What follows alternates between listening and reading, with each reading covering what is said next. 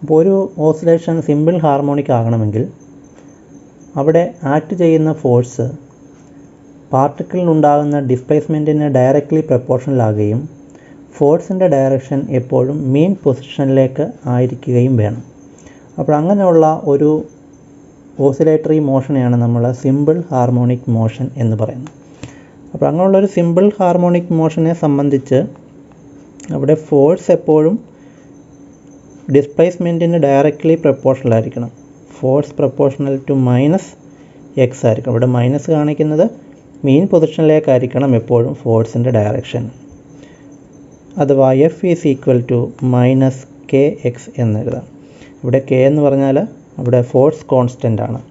അപ്പോൾ ഇങ്ങനെയുള്ള ഒരു ഓസിലേറ്ററി മോഷനെയാണ് നമ്മൾ സിമ്പിൾ ഹാർമോണിക് മോഷൻ എന്ന് പറയുന്നത്.